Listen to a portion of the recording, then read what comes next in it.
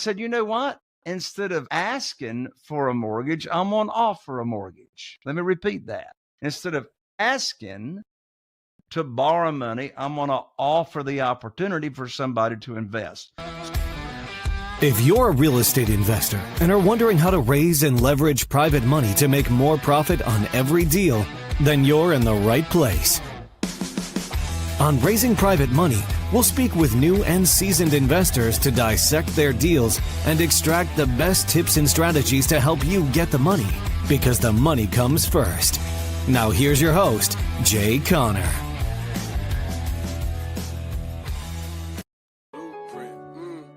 This conversation about building up your blueprint. It's time to take it, cause time is wasted. Go grind and chase it, don't lose it. This generation need integration with information to move with. An inclination that is abiding in entertaining improvement. Hey, what's going on, Blueprint Nation? Welcome to another dope episode of the Respect My Blueprint podcast, where we bring awesome guests on the show that gives you the blueprint on how to do shit around here, okay? And today, all of my real estate investors or my viewers who are interested in real estate, I got a very, very special treat for you, because I know one of the biggest obstacles when it comes into real estate investing is trying to source capital for your deal, right? You know, getting money for a real estate deal is typically the biggest hurdle, the biggest thing that a lot of people are facing.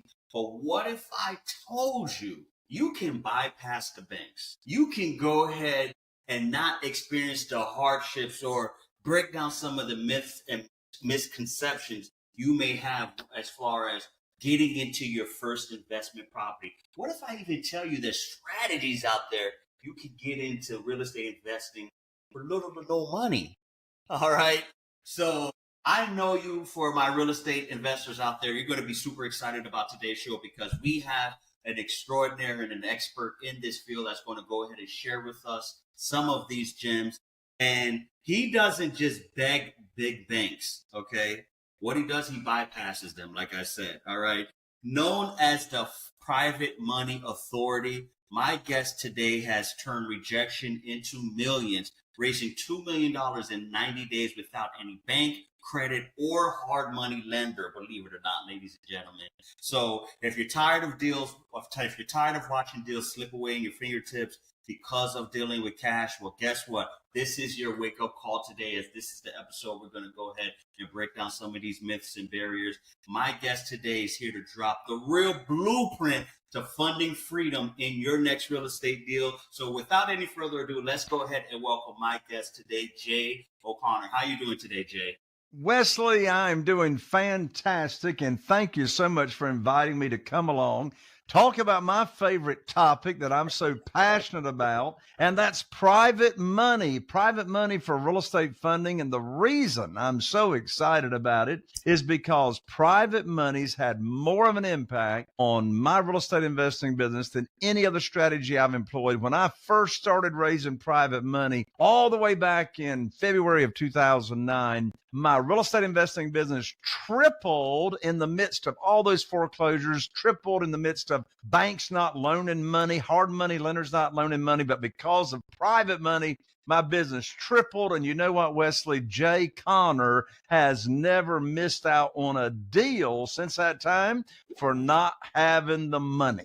Man, hey, listen, Jay, you have definitely grabbed the attention of the audience, even myself, right? Because we all know what happened back in 2008, 7, and 9 with the financial crisis and everything. That was a bad time right there. So we're going to talk about that. But first things first, before we get into it, you've given them a little elevator pitch about yourself, but I was hoping if you could go ahead and share a little bit more about who is Jay Conner, what's his background a little bit, and how did he even get into real estate investing? Yeah.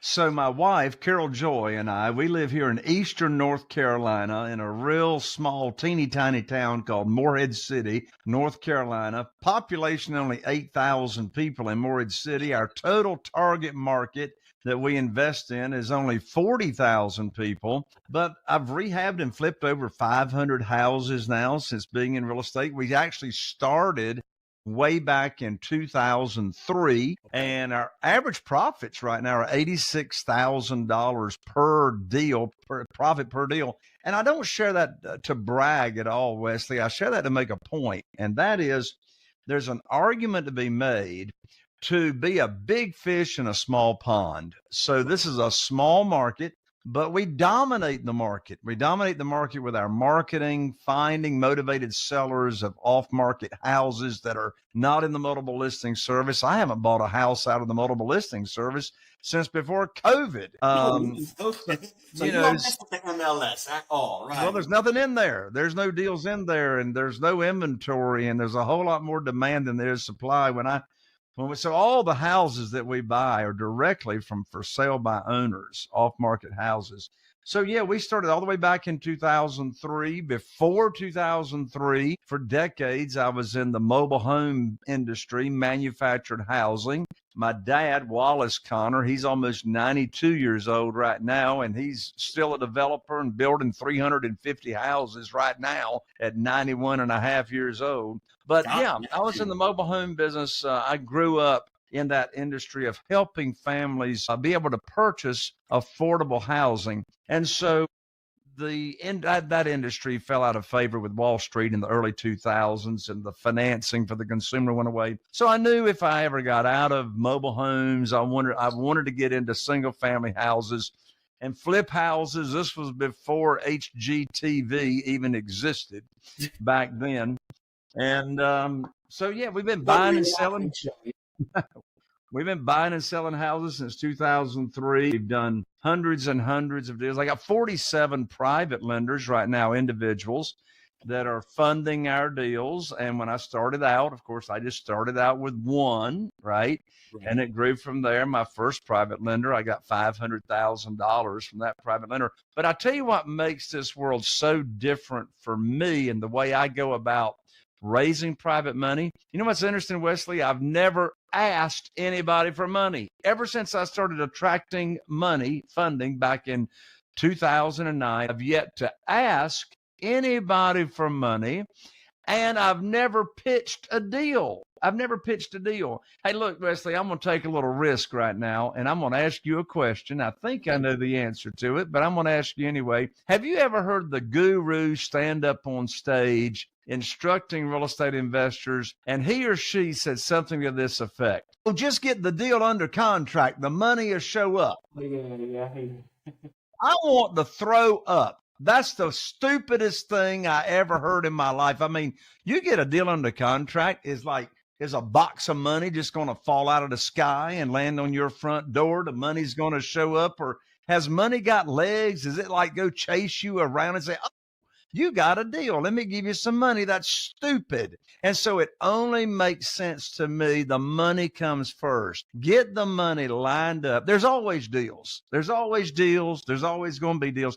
And once you got the money lined up, and Wesley, I'll share with you and your audience how I never ask for money, how I never pitch a deal. And I got a big problem. I got more money, private money available than I can use. And I'll share how that works. But just think about how many more offers a real estate investor is going to make when they got money, hundreds of thousands of dollars, burning a hole in your pocket, ready to make offers. Now you're talking our love language here, right? Okay, yeah, absolutely. Now, well, for first of all, because you're right, I've seen, and you know who is very, very famous for that phrase that you mentioned there is wholesalers, right? Wholesalers will teach you that just get it under contract. Don't worry about that. You could sell the contract and whatnot. But you know what, Wesley? For a wholesaler to be successful, if they're smart, they do get the money lined up first by having a list of all cash buyers. Well, for a wholesaler, that's where the money is, an all cash buyer. And a wholesaler that's been trained correctly or taught, the first thing you do is build your buyer's list. Yeah. Build your all cash buyer's list. So then when you got a deal under contract, you got somewhere to assign that to. But this world of private money, speaking of wholesalers, Wesley, this world of private money gives the wholesaler the option to stay in a deal if they want to, right? They can assign whatever contracts out they want to. But, if you're listening to Wesley's show here and you're a wholesaler, and if you've done any deals, assign contracts, I can almost guarantee you've done some deals that you thought to yourself, boy, I know this deal's going to profit $60,000, $70,000, $80,000. And if I had the money to stay in this deal, I'd stay in the deal. Well, guess what? With private money, it gives you the option to do whatever you want to do. Now we all have experienced the 2008, 2007 crisis, right? Where, foreclosures was going rampant through the subprime lending and everything. Banks, they've tightened their belts. They wasn't loaning out. Lehman Brothers collapsed and everything. So obviously that was the moment that forced you to pivot into private money. Oh, right? Yes. I remember the conversation like yesterday when my banker cut me off over the phone. I remember exactly that conversation. I remember what he said. I remember what I said. But yes, I remember when it happened, what happened, the conversation, and then how that led me to private money. Yes. So first of all, how difficult is it to obtain private money? Because this is an obscure world for a lot of individuals. So if you could sort of break that down a little bit, because I want to, and by the end of this episode, to educate the audience that attracting or sourcing private money is really not that difficult from what I'm understanding, right? It's super easy, super simple. However, it's very difficult, and the real estate investor will never attract private money until they own the real estate between their ears first. So what am I talking about? Talking about mindset. Talking about mindset, right? I mean, in this world of real estate investing, it's 95% mindset anyway. I mean, yes, you got to have the knowledge, you got to have the tools, you got to have the know-how, but there's a bridge between knowledge and implementation. And that bridge is called the right mindset. So let me first break that down, what I mean by that. When I first was getting ready to attract private money, I made a decision right up front. I'm not chasing, I'm not begging, I'm not selling, I'm not persuading anybody. I'm not going to try to talk anybody into anything as far as loaning me money. And I also decided I'm not going to pitch any deals. I want the money chasing me. So how in the world could I go about doing that? So here's the first thing I did. The first thing I did is I said, you know what I'm going to do? I'm going to put on my teacher hat. Good money teacher. I like that. I'm going to put on my teacher hat and be a private money teacher. And I'm simply going to go about, first of all, first category of private lenders, I'm going to first go about teaching, leading with a servant's heart, and exposing the opportunity of being a private lender to, first of all, people in my own network, people that I go to church with, where, there's a 5-letter word in this world of private money that begins with a T, and that word is trust. So the trust factor, we call this relationship money. So the trust factor is huge. Who's going to loan you money unless they trust you? The only reason somebody don't loan you money on a deal is they don't think you're going to pay them, right? Or they think there's a high risk that you're not going to pay them. So trust is very, very important. So I decided, you know what? I'm going to share this opportunity with, first of all, people in my own network. And, the traditional way to borrow money for real estate or to borrow money for anything is traditional mindset is whoever's got the money to loan makes the rules. Is the right? Puts the terms together. 99.9999% of people walking around think, and I call it stinking thinking, right? But they think that whoever's going to loan the money makes the rules, is the underwriter, sets the interest rate, the terms. So I turned that whole mentality upside down, and I said, you know what? Instead of asking for a mortgage, I'm going to offer a mortgage. Let me repeat that. Instead of asking to borrow money, I'm going to offer the opportunity for somebody to invest. So in order for that to happen, I had to first decide, well, what in the world am I going to teach? What am I going to teach? What am I going to offer? Now, a very, very important part of this is separating conversations. Don't miss this if you're watching or listening to this show. Okay. Separate the conversation with a potential private lender that's never done this before. I mean, I got 47 private lenders and not one of them ever heard of or knew about private money or how they could use retirement funds and move it over to a self-directed IRA company and then loan that money out as a private lender. None of them ever heard of that. None of them ever heard of that. Well, an important point to understand is separate the conversation between teaching and talking about the opportunity and how private lending works, and then having a deal for them to fund. Here's a writer downer. Desperation has a smell to it. Ooh. Desperation has a smell to it. Yes. And if you're talking with a potential private lender and you're talking about a deal in the initial conversation, you already sound desperate by even bringing that deal up, right? So you see, when you're teaching, you're not chasing or begging. You're teaching and you're offering an opportunity as to what private lending is and how they can become a private lender. And it's if it doesn't make sense to them, that's fine, because you're not talking about deals. And look, some people say that are new to capital raising, they'll say, well, that fear of rejection, I just can't handle a no. Guess what? There is no rejection. There is zero rejection in this world, because let me ask you a question. How can you be rejected if you're not asking anybody for anything? Oh, yeah. 100% failure rate if you're not asking, of course. Yeah. So I'm teaching. So I had to first decide, what am I going to teach and how am I going to go about this? So after getting my mindset right, I'm not chasing and begging. I'm going to be educating people on this opportunity. So I had to decide, well, what am I going to teach? Well, I had to put my program together. I had to put my opportunity together as to what I was going to share with people. So I had to decide, okay, well, what interest rate am I going to pay people? Well, I decided 8%. I've been paying them 8% since February 2009 through all the volatility, interest rates up and down. People say to me, they say, Jay, how in the world have you been paying your private lenders the same interest rate all this time with the market going up and down? It's real simple.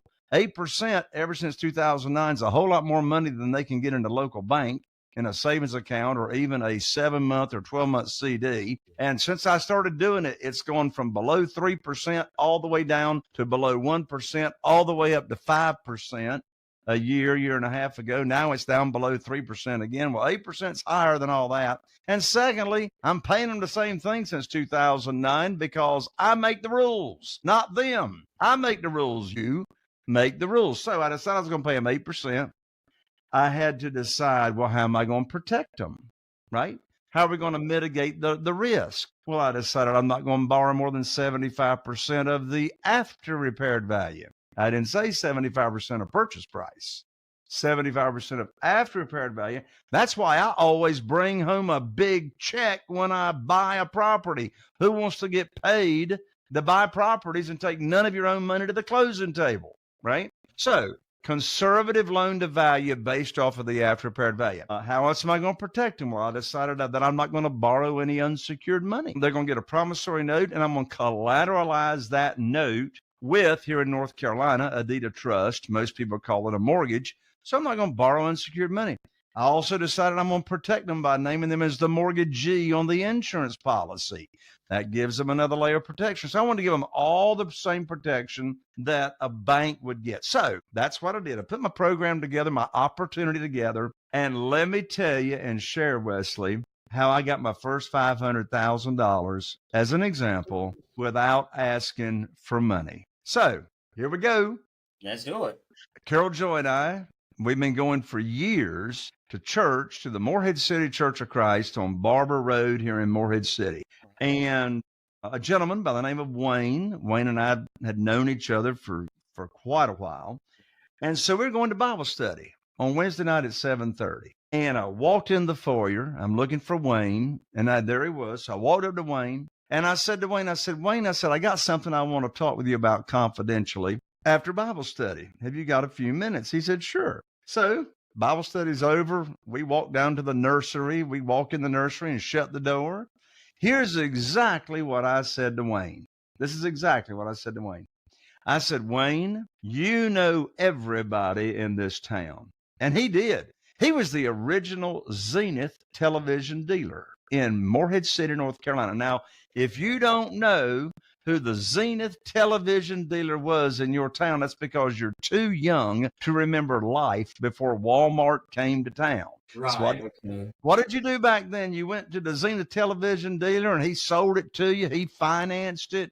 He actually would come to your house and repair your TV instead of you throwing it in the trash and going back to Walmart and getting your next 64-inch screen for $299. So anyway, Wayne knew everybody. He was well involved in the Rotary Club. So back to what I said to Wayne. I said, Wayne, you know everybody in this town. And then I said something right after that is a very magical phrase. And then that's when I said, Wayne, I need your help.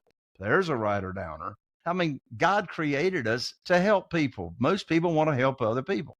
I said, Wayne, I need your help. I said, I've now opened up my real estate investing business by referral only to people that I know and trust.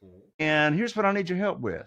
When you run across somebody that is complaining about the low interest rates in the local bank and losing money in the stock market, would you refer them to me and I'll let them know how it is that they can earn insane high rates of return, because that's what I'm now paying.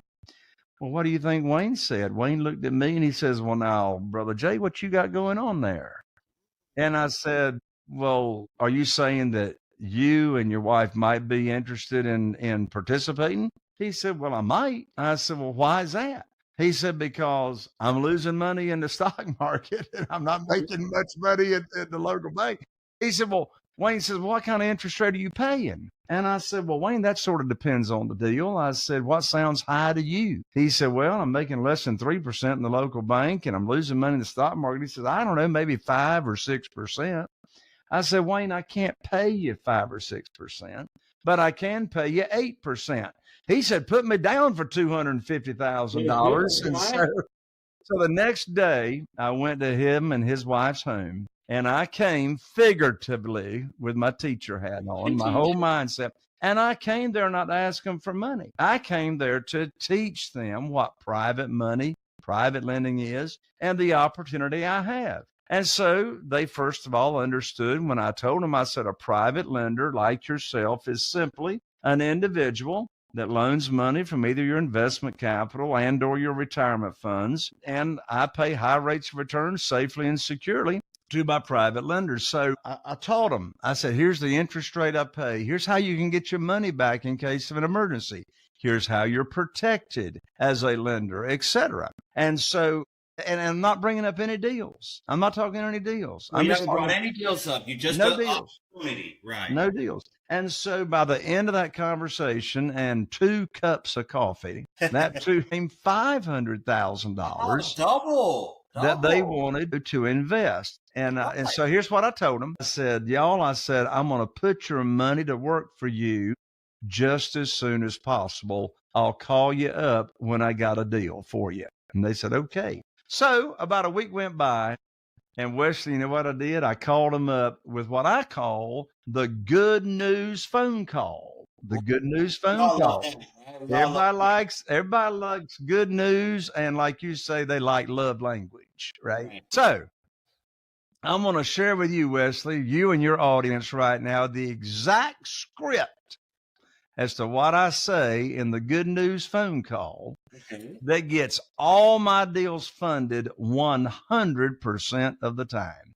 So let's do a little setup here. The best way I can illustrate this is, Wesley, for you and me to do a little role play here. And so let me do the setup. Let's say hypothetically that you and I go to church together.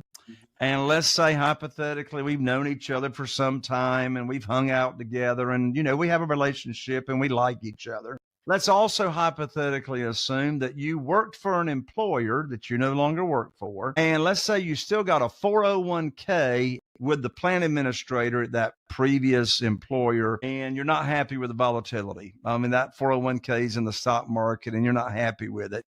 And let's also, I want something a little more stable. You want something stable, you want a reliable rate of return instead of the volatility.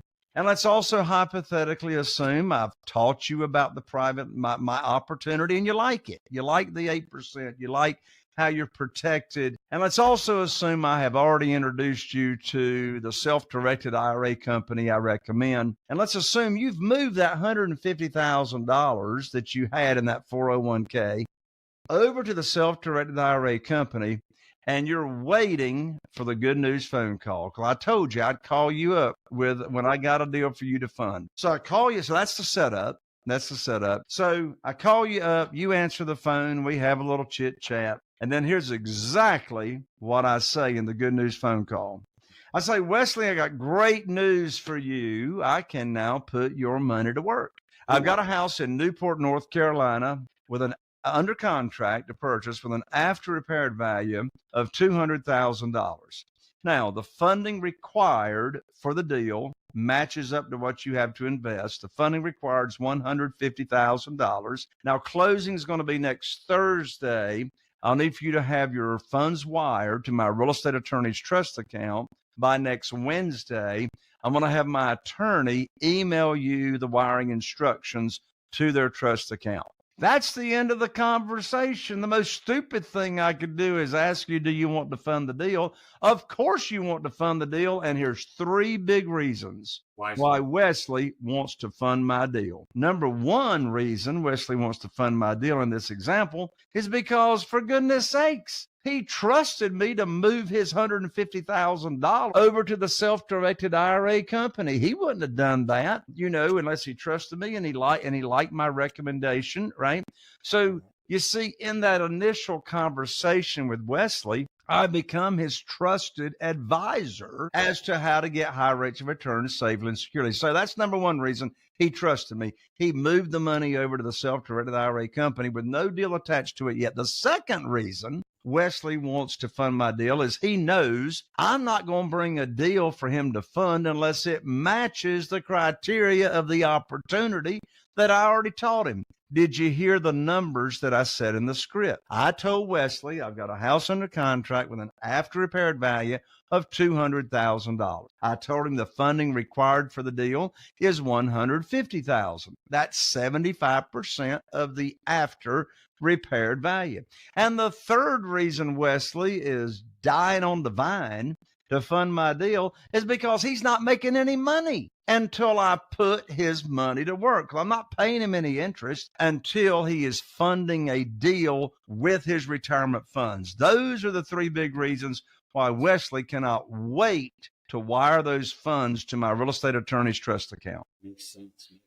And that's absolutely, and it makes sense. I love how you just simplify it. It's not overcomplicated. You're not saying, well, we need to go ahead and speak with the escrow, title, and XYZ, go send this documentation. It's literally the trust is, well, first, like you said, the mindset, right? You educate, you inform, then you are able to go ahead and say, hey, listen, all right, when I find a deal, then I'm going to bring it to your attention. And then you find something that fits in the parameters. It's really a 1, 2, 3 step blueprint. And I love that about that approach there, right? So my next question is, wow, so these are, and can anybody be a private money lender? Is this somebody that, like you said, Wayne from your church? Can it be Carol from your coworker? Can it be, your colleague that you went to school with? Can it be typically anybody that could be a private money investor? Yeah, I'm glad you asked that question, and here's why. At my live events, at my private money conferences, live events, one of the sessions that I always do is I bring a dozen or so private lenders of mine and Carol Joy's to the event, and I interview them in front of the audience. And the biggest takeaway that the audience gets at my private money live events is that these are ordinary people. Wow. I mean, of the 47 private lenders I've got retired school teachers. I've got law enforcement officers. I've got military people. I've got civil service workers. I've got an engineer. These are just ordinary ordinary people that never heard of this opportunity until we exposed them to the opportunity by teaching it. And they were all looking for a higher rate of return that was safe and secure. So in answer to your question, can anybody be a private lender? Well, guess what? I've even had 2 minor children be private lenders because they inherited money from their grandparents after their grandparents passed away.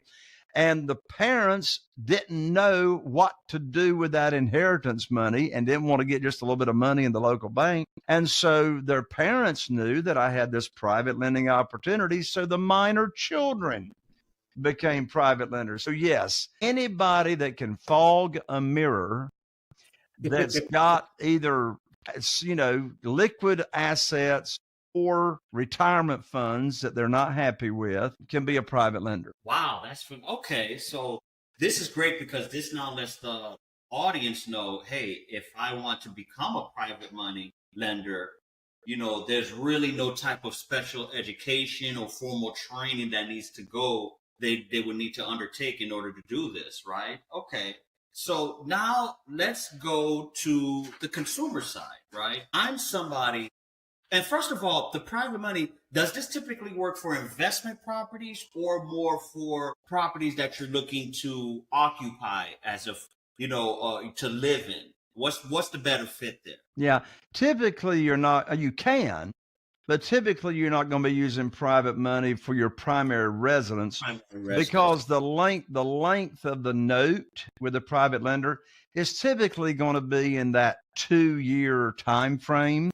Got it. And most of the time, I'm not going to even use the money for that length of time. Now, you could use it for your primary residence, but within time, you would probably want to refinance that, pay off your private lender, because I'm paying my private lenders 8%. I don't want to pay 8% on my primary residence when even in today's market, I could get a mortgage in the high 6s or right around 7. And of course, 3 years ago, with all the refinancing, you could get a mortgage for less than 3%. 3%. Right? So I wouldn't want to pay 8% for a very, very long period of time, to the private lender on my primary residence. Right. Okay. So this is typically for an investment. Yes. Okay. So I'm looking. Oh, and by the way, Wesley, since you brought that up, private money is not just for single family houses. It's for any kind of real estate. It's for commercial, multifamily, self-storage, land. But the difference is how you structure the deal. Now, with single family houses, the SEC's got nothing to do with what we do on raising money for single family houses. Okay. And here's why. Because everything that we borrow is asset-backed debt, which means I'm borrowing money on this single family house. The lender's not only getting a promissory note, we're not borrowing unsecured money. The private lender is getting a mortgage or a deed of trust. Well, in contrast to that, if you're raising money for commercial property or apartments or et cetera, then that's called syndication. That's where you're going to get that's where you're pulling money together and you're going to have a fund, right? You'll have a fund for your private money investors. They're investors at that point. They're really not lenders. They're investors. So they're investing in that fund. So you're going to have a SEC attorney draw up a private placement memorandum for those types of funds. But you know what? It's all the same money. It's all the same, type of individuals that are investing. It just comes down to how you structure the deal. Makes sense. Okay. So say I'm somebody that hypothetically I want to go ahead. I see a triplex or a duplex or a fourplex, right? That I want to invest in. Okay. Now, unfortunately, I'm somebody that's tight on funds, but I have a golden opportunity, right? This is a needle in the haystack opportunity that I've come across, right? Perfect terms. The seller wants to get from under this property for personal reasons. I need a private money lender, right? So I reach out to you, Jay. Jay, man, I need your help, brother. I need you to go ahead and make this thing happen for me. what's the qualifications is needed in my part in order to be able to qualify for your private money program, despite me being limited in funds and everything like that? So I'm a little confused. So ask me that a different way, So in a or better way, explain that. so I want to invest So in you're a real estate investor, right? Right. In this scenario, Right. and you found a deal, right. right? And you need funding for your I deal, need funding for my deal. Yes. right? Well, there's a problem. Okay. The deal came first in your scenario and not the money. The worst time in the world to be raising money is when you need it for a deal. So don't go get the deal under contract first. Get the money lined up.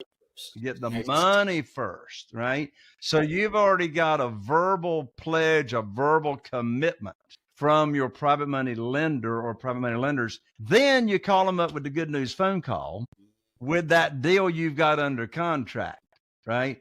So that's a perfect example or question as to why you don't want to be having a deal under contract and now you're looking for money. I get it. Because if you've got a deal under contract and you're looking for money, now you're pitching the deal, right? Right. That's when the desperation. That's when the desperation sets in, You right? mentioned that earlier. Yeah, so Wow. that's why we want to have the money verbally pledged, waiting for the good news phone call when you get that fourplex under contract. Because, like you said, the deals are always in abundance. You're Always deals. Always deals. Get the money lined up first. I see what you're saying. Okay. All right. So that is the initial first step, getting the money lined up. And now let me ask you a question. So if I'm looking to get the money first, what's the best strategy to do so? Would I just come to Jay and his program, Unrolled in Your Mentorship, and say, hey, Jay, you're the one with experience on this. Can you help me be able to go ahead and source private money? Yeah, a great way to learn how to raise private money very, very quickly, the way I do it, is if you're listening to this show and you want to start raising private money, what's the first thing you should do? The first thing you should do is let me give you a gift. And what in the world is that gift?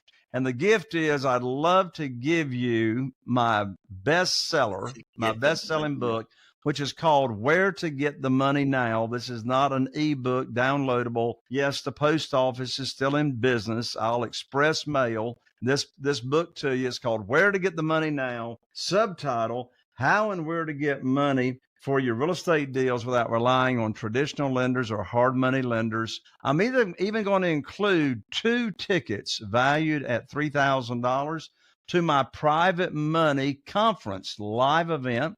I'll include those 2 tickets. And the book is $20 on Amazon, but don't spend $20 on Amazon. Let me just give you the book. You just cover shipping. And I'll autograph the book. You can pick up my book at www.jayconner, and I'm an ER, not an OR. So www.jayconner.com/book. Again, that's jayconner, jayconner.com/book. And of course, Wesley, I have that in the show notes as well. Of course. So, and of course, ladies and gentlemen, I highly encourage you to pick up the book because as you can see so far, Jay has dropped tremendous gems as far as being able to source private money. As you can see, he's the guru when it comes to seeking private money. But I'll have a couple questions before we wrap up, Jay. So typically, how long does it take to line up private money for a deal? Because is it typically 30 days, 60 days, 90 days? What's the strategy on the timeline? Yeah. So the first thing to do is, and by the way, in my book, I lay out exactly what my program is, my opportunity is that I offer new private lenders. So all that is in the book. So the first thing you got to do is learn what it is that you're going to teach, right? That you're going to offer, right? People the opportunity.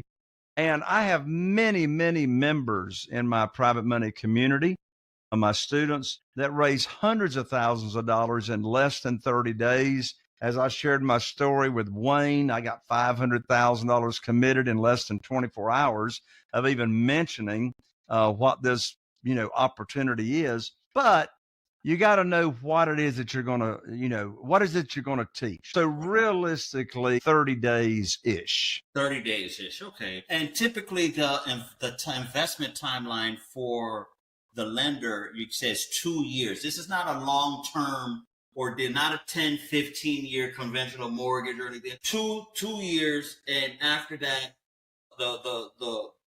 the investor, they're going to refinance out of the deal to something more conventional. Right? Well, typically, I don't even use the money for 2 years. Now, by the way, you can do it for more than 2 years. I mean, whenever I have a private lender loaning me money on a deal and they're using their retirement funds, I'll just go ahead and set the term for 5 years on that, because a lot of times I'll sell houses on lease purchase or rent to own, and I'll help people and families get ready for a mortgage so they can cash me out.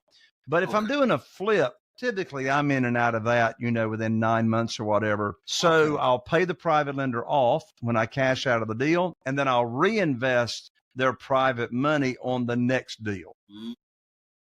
So that's one thing about it. Once you have a private lender, you get to use that money over and over and over and over again on deal after deal after deal. Wow. So that 8% begins to compound. So that 8 turns into 16 and so on and so forth. Am I right? No, it's an APR. It's an APR. So it's an annual percentage rate. However, you're right, Wesley. They take that money, the interest they've earned a lot. Now, I've got some private lenders that are living off of that interest income. It supplements their income. But other private lenders that are using their retirement funds, all that interest they earn goes back into their retirement account. Now they reinvest the principal amount plus the interest they've earned. So yes, in that case, it is compounding for them. So here's another question. Now, you mentioned that's a strategy that has become very popular with a lot of real estate investors like Grant Cardone, which this became very popular under the Jobs Act under Obama, where he allowed for syndication, right? So, and you mentioned when it comes to syndication, you are transitioning instead of a private money lender to your investors. You have a pool of investors. Which strategy is more beneficial or advantageous? Is it being a private money lender or an investor part of a syndication deal? Well, as a private lender with single family houses, the private lender has more protection than an investor in a fund. Because if a private lender, or when a private lender is loaning money on a house, if they don't get the return, if the borrower, the real estate investor, doesn't pay them, the house does. That's their legal recourse. The house is the collateral, right? Yeah, the house is the collateral, right? So if they don't get their money, then their legal recourse is they can foreclose just like a bank. That's why we give them a deed of trust or mortgage. So they get the property. In contrast to that, an investor that's investing in a fund, all you got is a piece of paper with no guarantees. Ooh, I see what you're saying there. Okay. But so you would direct the average person, like we talked about Wayne from the church or Alice from the coworker, and the best bet to start off with is becoming a private money lender with a single family home, as that gives you the ultimate protection. Yes. Particularly when you're protecting your private lenders the way that I am. And all that's in the book. All the protection that you give your private lenders, all that is laid out in the book. And of course, your real estate attorney draws up all the documents. And now here's a final question. Do you deal with strictly private? Do you deal with properties and strategies in your area in North Carolina, or you're nationwide with it? Yeah. The properties that I actually invest in are all right around here in our area. Awesome. But this is a strategy that is universal. That doesn't matter if you're in California or in Florida, East Coast or West Coast. This is applicable anywhere in any market, correct? Absolutely. It works wherever there are houses. Okay. Awesome. Well, listen, Jay, you have been absolutely phenomenal in educating the audience and everything like that. So before we wrap up, I want to ask you one last question before we go ahead and get into the final segment of the episode. If there's one bit of advice, what is the one piece of advice you would share with them?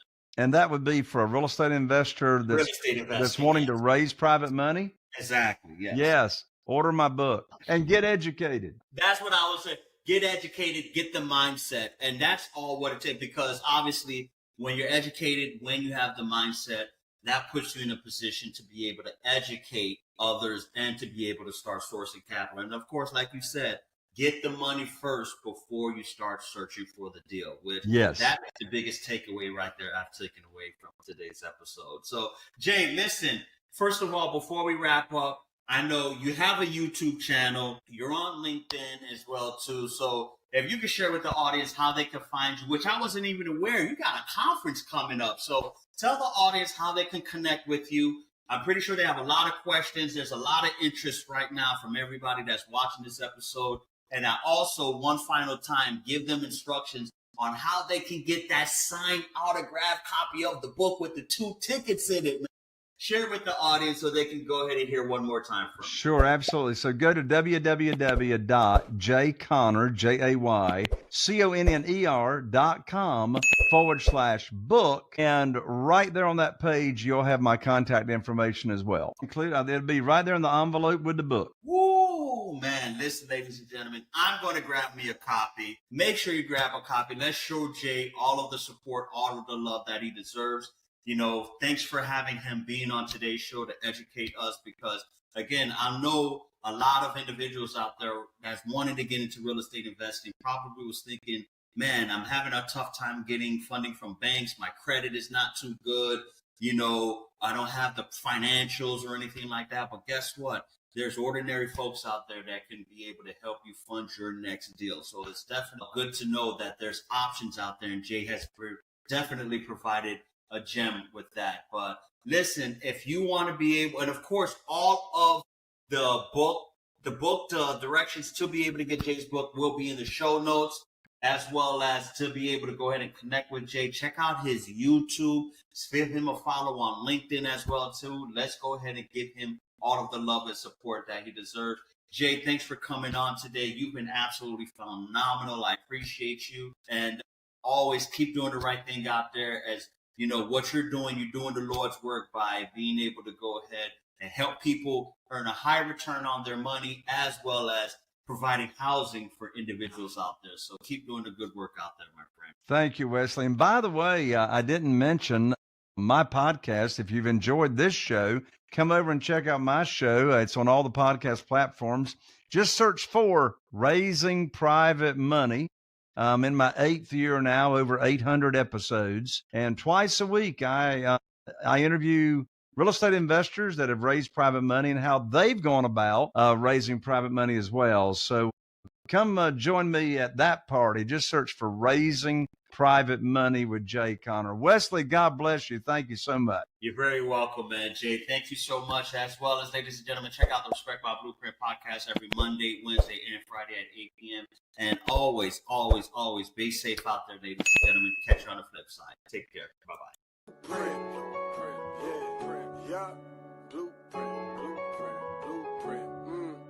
This conversation about building up your blueprint. It's time to take it, cause time is wasted. Go grind and chase it, don't lose it. This generation need integration with information to move with. An inclination that is abiding in entertaining improvement. Yep, Wesley Paul with Blueprint. This guests are exclusive. Get on and tune in and then learn some new tips about credit, finance, investment. A nice chance to get rich and buy land. Flip it, quick 9 bands. Learn all the skills from Wesley did it. Learn how to build successful business. Run up a mill and get the digits. Run up a mill. Look, safe place where guests are speaking. Based off financial freedom. All facts, no cap, believe it. Podcast, you have to see it. Are you feeling inspired by the knowledge you gained in this episode? Then head over to jayconner.com/moneyguide. That's JCONNER.com/moneyguide and download your free guide that shares 7 reasons why private money will skyrocket your real estate investing business right now. Again, that's jayconner.com/moneyguide to get your free guide. We'll see you next time on Raising Private Money with Jay Conner.